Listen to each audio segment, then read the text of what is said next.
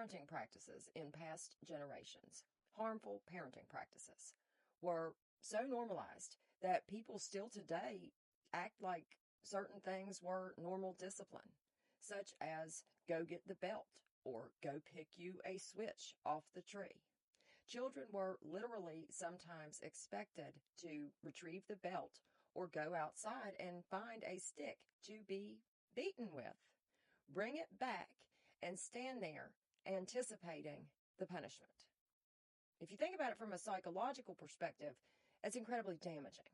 I remember being hit with a belt as a child, and I remember much more than just the lashing. I remember the anticipation. I was waiting on the pain.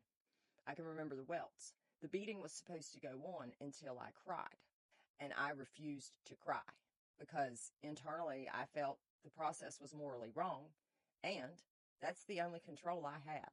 I couldn't control whether the beating was going to happen or not, but I could control whether or not I was going to give her the emotional reaction she was seeking. She would end up crying by the end of it, every time. And today she says none of it happened.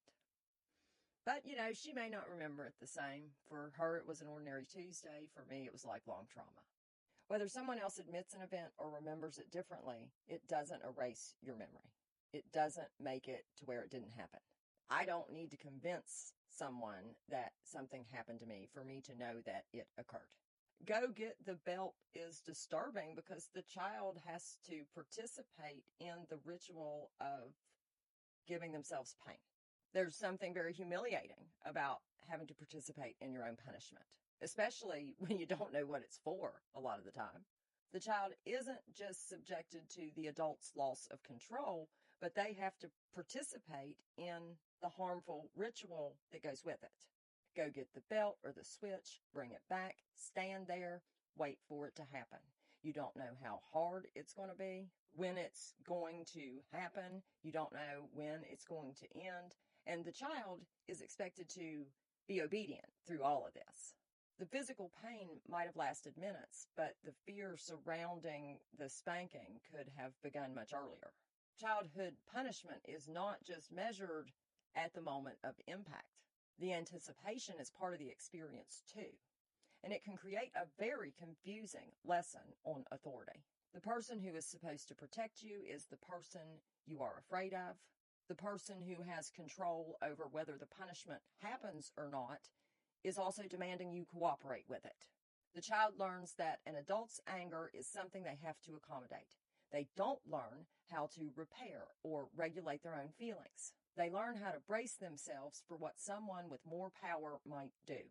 The child learns that their distress has no power to stop the adult.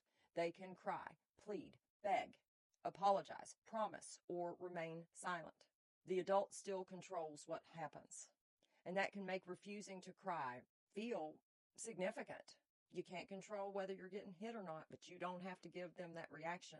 Then there is the issue of crying. If a child is crying because they're in pain or they're afraid, that should be a signal to an emotionally healthy adult that the child needs help regulating. In this type of punishment, crying can become part of the power struggle. The child may be told that they haven't cried enough, or the child crying may be proof that the punishment is working. The adult remembers the event as discipline. The child remembers it as something they had to survive. Those are not the same. And when the adult later says, I never did that, denial can create another injury. Now the child is being asked not only to doubt the event, but their own memory of it. The adult gets to decide what happens twice. First, they decide to hurt the child. And second, they get to tell the child it didn't exist at all. But the child's experience does not become imaginary just because the adult doesn't want to remember it. As adults, we can look back on these practices without pretending they were harmless just because they were common. Plenty of people who were raised this way went on to become healthy and loving parents that do not spank their children. Normalizing something doesn't make it healthy, and denying that it happened doesn't change a child's experience. The most honest thing we can do is acknowledge what happened, recognize the survival strategies that we developed, and decide that our children should not have to learn the same lessons about fear, pain, and power. a good day.